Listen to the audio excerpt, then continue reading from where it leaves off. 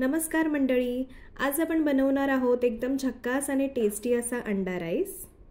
सर्वप्रथम इथे मी 4 अंडी फोडून घेत आहे। मग त्यामध्ये थोडीशी काळा मिरी पावडर ॲड करत आहे आणि चवीनुसार मीठ देखील मी ॲड करून अंडी छान अशी फेटून घेत आहे। इथे मी एका कढईमध्ये 2 मोठे चमचे तेल घालून गरम करून घेतलेला आहे।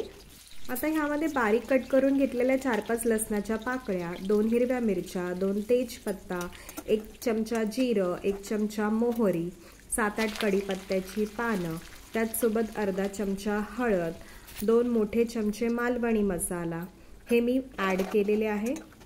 त्याचसोबत 2 मोठे कांदे इथे मी बारीक कट करून घेतलेले आहे आणि ते देखील ह्यामध्ये मी ॲड करत आहे। त्याचसोबत थोडीशी आलं लसूण पेस्ट देखील मी ॲड करत आहे। ही घरगुती नाही आहे, बाहेरची आलं लसूण पेस्ट मी ॲड केलेली आहे। त्याचसोबत 1 चमचा काश्मीरी लाल मिर्च पावडर देखील मी ॲड केलेला आहे आणि 2 बारीक छोटे टोमॅटो होते ते बारीक कट करून मी देखील ह्याच्यामध्ये ॲड केलेले आहे। चवीनुसार मी मीठ देखील ॲड करत आहे। व्यवस्थित असं कांदा लसूण सगळं आपलं जे आहे ते व्यवस्थित आपण मिक्स करून घेऊया आणि थोडंसं पाणी आपण ॲड करूया आणि वरती झाकण ठेवून ह्याला चांगलं व्यवस्थित शिजू देऊया।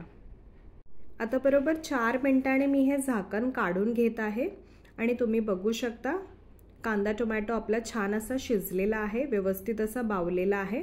आता ह्या स्टेजमध्ये जी आपण 4 अंडी साईडला फेटून ठेवली होती ती मी ह्याच्यामध्ये ॲड केलेली आहे। थोडीशी कोथिंबीर ॲड केलेली आहे आणि हलकं असं मी थोडंसं मिक्स करून घेत आहे।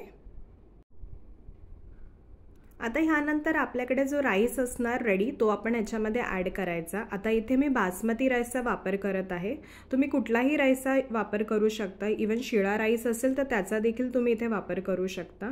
चवीनुसार मीठ देखील मी ह्याच्यामध्ये ॲड करत आहे आणि व्यवस्थित असं मिक्स करून घेत आहे। आता ह्यामध्ये वरून थोडीशी आपण कोथिंबीर देखील ॲड करूया आणि ताट ठेवून परत 2 ते 3 मिनिटं असं व्यवस्थित शिजू देऊया।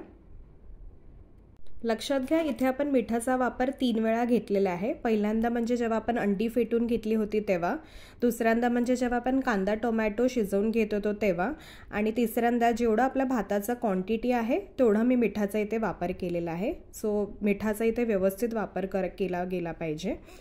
आता तुम्ही बघू शकता इथे आपला अंडा राईस मस्त असा रेडी झालेला आहे, अगदी झटपट होतो। याला मी एका सर्विंग बाउलमध्ये काढून घेतलेला आहे। त्याचप्रमाणे एक छोटीशी ऑमलेट देखील मी काढून ठेवली होती, ती या राईसवरती मी सर्व करून घेत आहे। तर तुम्हाला कशी वाटली ही रेसिपी मला कमेंटमध्ये नक्की सांगा। त्याचप्रमाणे व्हिडिओला लाईक आणि शेअरसुद्धा करा। भेटू पुढच्या व्हिडिओमध्ये, तोपर्यंत बाय बाय, थँक्यू।